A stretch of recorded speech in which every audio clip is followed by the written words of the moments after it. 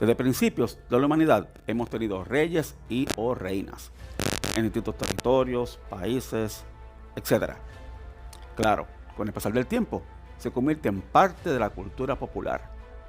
Tenemos reyes y o reinas en marcas, en la farándula, en las artes y en los deportes.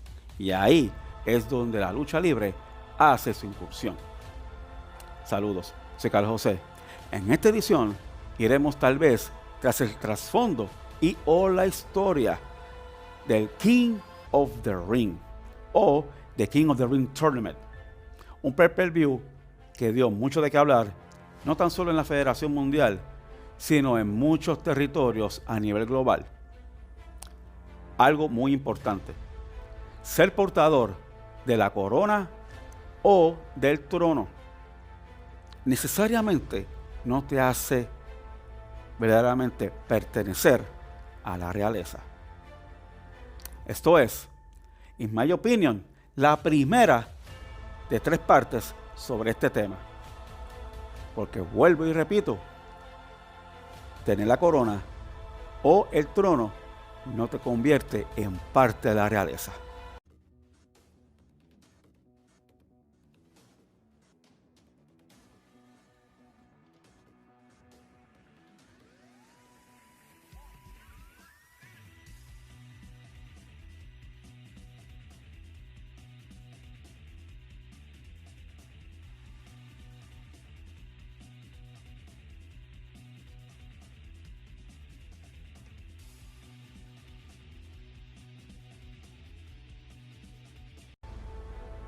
Para poder comprender o entender el estigma de reyes dentro de la lucha libre, tenemos que ir un poco más atrás.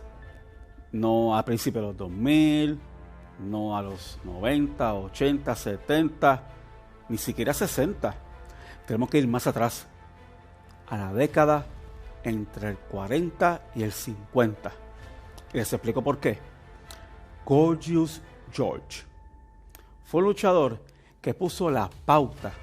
Fue, digamos que, el fijo para ser un rey sin corona dentro de la lucha libre. George fue campeón mundial regional de la NWA versión de Boston. Pero más allá, también capturó títulos en la AWA, la antigua, antes de que fuera liderada por Barry Gagne. George tenía, digamos que, estigmas raros. George nunca ganó un torneo de Rey del Ring, pero sí le dejaba ver bastante en claro a la fanaticada que era parte de la realeza. George tenía un mayordomo, era quien lo vestía, quien lo llevaba al ring y quien lo único podía peinar y tocar. Recordemos, hablamos de un luchador que lucha, está en contacto con otro luchador. No lo podían tocar, no lo podían mirar, no le podían hablar. George llegaba al ring pomposo, con trajes que parecía sacado de cualquier reino o un castillo de UK. George estaba así las 24 horas del día, vendiendo su personaje a toda la facción. George es un ícono de la lucha libre y en el 2010 entró al Salón de la Fama de la Federación Mundial de Lucha, conocida hoy como WWE. Y nos movemos un poco más adelante en la fecha, entre el 50 y el 60. Y aquí nos llega esta gran superestrella de nombre Nature Boy Buddy Rogers, el original. No Bobby Landel, no Ric Flair. Nature Boy Buddy Rogers. Rogers, al igual que Gorgeous George, bueno, básicamente no tenía un mayordomo, pero sí una esclava. Como escucharon, tenía una esclava, era una dama, quien se encargaba de vestir a Rogers antes de salir al ring. Rogers, para la época, tenía un cuerpo atléticamente casi perfecto para la profesión que ejercía como luchador profesional. Rogers tiene la gran distinción también de ser el primer luchador en ser campeón de la NWA y eventualmente conquistar el título de la Federación Mundial de Lucha WWF. The Nature Boy también pertenece al Salón de la Fama de la WWE. Rogers le puso, digamos que, valor a los títulos. Nunca ganó un torneo de Rey de Ring, nunca se puso una corona, pero al igual que Gorgeous George, destilaba grandeza y realeza. Por ese sentido, él está en este video. Nature Boy Buddy Rogers le dio prestigio a los títulos mundiales. Naturalmente, más adelante, Nature Boy Buddy Rogers perdiera el título de la WWF ante nada más y nada menos que Bruno Sammartino.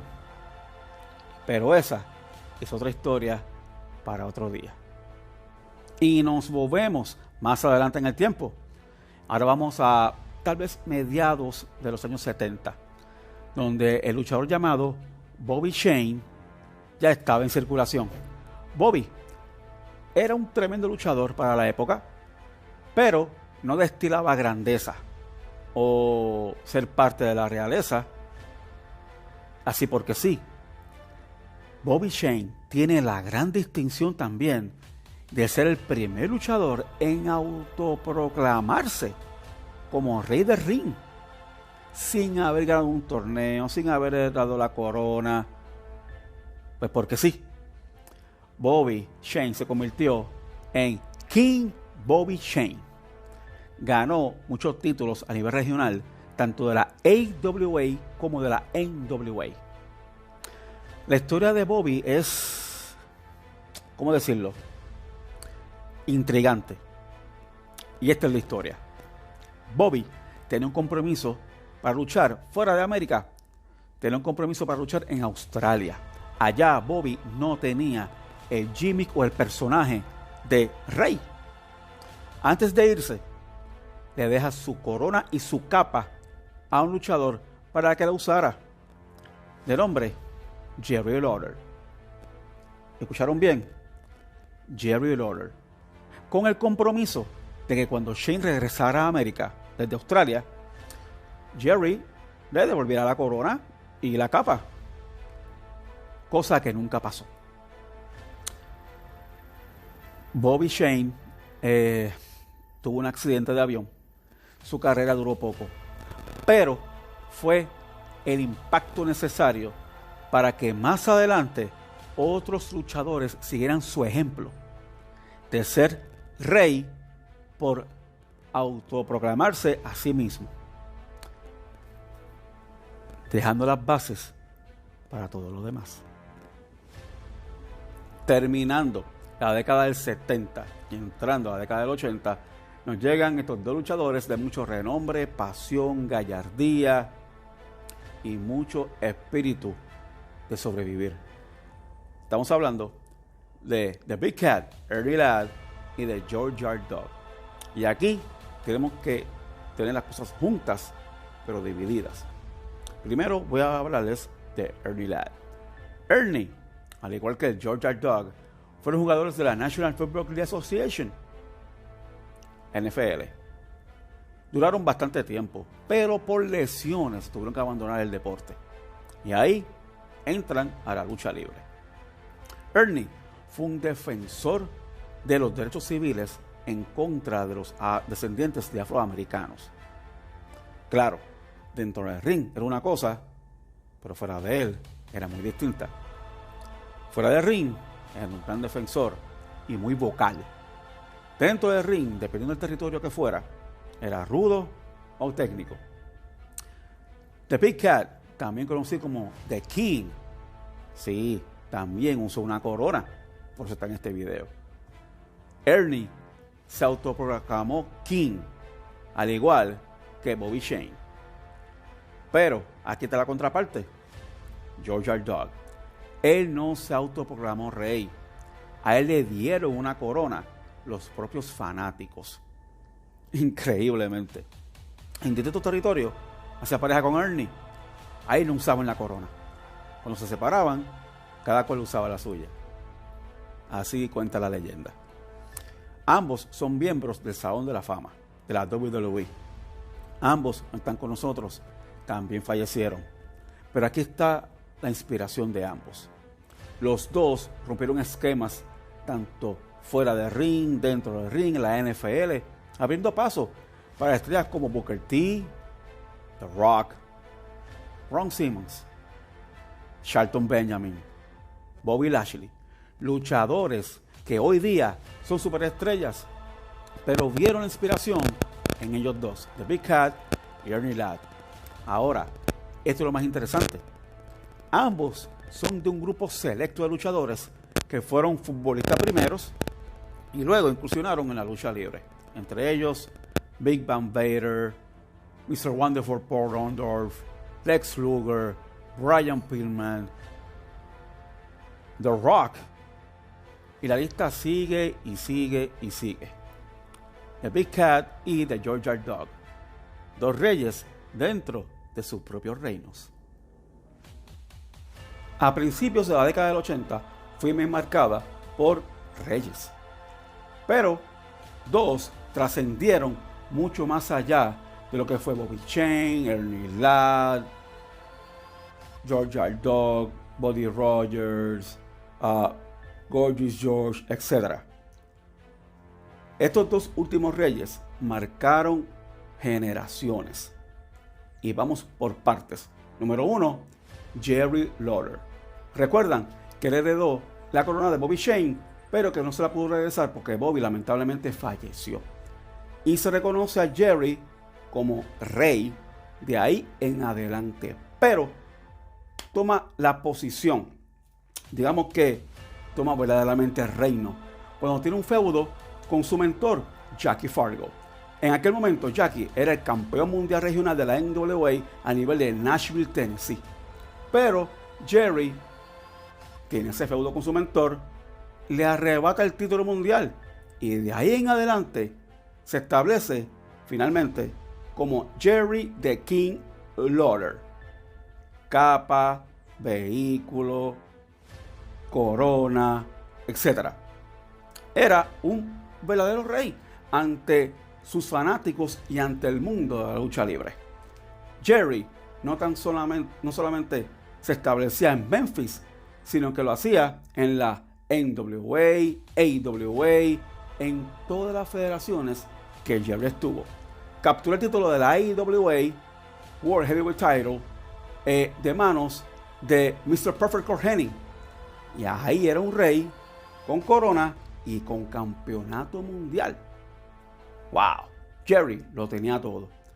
Tanto así que trascendió de lo que fue la AWA, NWA, Memphis Wrestling y llegaba a Hollywood de manos de un fanático de la lucha libre, Andy Kaufman. Andy era el comediante número 1 a nivel nacional en Estados Unidos y era fanático de la lucha libre. Quería hacer un feudo con Jerry Lawler. Lo logró. Marcó un antes y un después, ya que para ese entonces las celebridades no estaban, digamos que tan juntas con la lucha libre. Andy marcó esas luchas con Jerry, pero no tan solo en el ring, sino en televisión nacional. Fue todo un espectáculo. Lamentablemente no pudo trascender más porque lamentablemente Andy murió luego de establecerse con Jerry King Lawler. Fue de verdad que un boom de wrestling y celebridades, marcando así más adelante la explosión de lo que fue WrestleMania, que tenía celebridades y wrestlers. Pero muy pocas personas entienden que esto comenzó con Andy Kaufman y Jerry Lawler. Este próximo rey del cual les voy a hablar me toca muy de cerca porque es de mi país, Puerto Rico. Les hablo de quien se conoce como el rey absoluto de la lucha libre, Chiqui Star. Chiqui fue un caso. Se desarrolla en Puerto Rico como luchador, pero tras hacer campañas en Estados Unidos, Japón y Canadá, cuando regresa a Puerto Rico, regresa con un cambio de actitud, rebelándose contra su mentor, el Invader número 1. De ahí en adelante, Chiqui se convierte en el mega rudazo de Puerto Rico. ¿Recuerdan cuando le mencioné que cuando te conviertes en rey, tú destilas grandeza y o grandeza? Chiqui es el perfecto ejemplo de ello. Antes de que Chiqui se colocara la corona como rey, ya tenía una sección dentro de Capital Sport Promotions conocida hoy como WWC. Se conocía como el Club Deportivo de Chiqui Star. Y básicamente tenía su lifestyle frente a la pantalla de la televisión. Limusina, jugaba golf, tenía una vida de adinerado. Luego, él porta la corona de rey y la capa. Se da a conocer no solo en Puerto Rico, sino internacionalmente también como el rey de la lucha libre. No importa la asociación de lucha libre que él estuviera, portaba su corona y su capa, ya fuera en WWC o Capital Sport Promotions, IWA, AWF, no importa. Chiqui llevaba su corona consigo. Chiqui tiene distintos toques que lo hacen resaltar como rey. Número 1, es un rudo muy querido. Solo ciertos luchadores tienen ese atributo de ser rudo y ser amado a la misma vez. Chiqui lo tiene. En adición, tiene una legión de seguidores detrás de él, que se conocen como los chiquistarianos. Raya en ser también una religión, porque lo siguen no importa qué. Se adentra en la cultura popular de Puerto Rico, trascendiendo así más allá de ser luchador profesional. Frases como bregar Chiqui Star es bregar inteligentemente, o que de esta manga sale cualquier cosa, y en adición que Chiqui Star es más hijo que tú. Son frases que ya son parte de nuestra cultura popular. Chiqui también, cuando se corona como rey, al pasar del tiempo, ya no era el Club Deportivo, sino que hacía un programa tanto en la IWA como en la WWC llamado Desde mi Trono. Básicamente era el mismo concepto del Club Deportivo, pero ya tiene un trono y corona. Al día de hoy, Chiqui Star aún sigue siendo influyente en el mundo de la lucha libre y fuera de este. Chiqui es tanto un orgullo nacional como internacional. Salir del foco de la lucha libre y adentrarse en la cultura popular ya te hace un rey absoluto. Y de esta forma damos por concluida esta primera parte de esta trilogía llamada Reyes del Ring, King of the Ring o The King of the Ring Tournament. Claro, les exhorto a que estén pendientes a la parte 2 y parte 3. Y no se pierdan o se confundan lo que aquí ya se habló. Y tomen nota, porque no quiero que se pierdan en la parte 2 y en la parte 3. Porque de todo lo que se habló aquí, influenció para que más adelante se creara el torneo como tal de King of the Ring. Claro, de eso voy a hablar en la parte 2 y parte 3. Esto es todo por el momento. Soy Carlos José y esto es In My Opinion.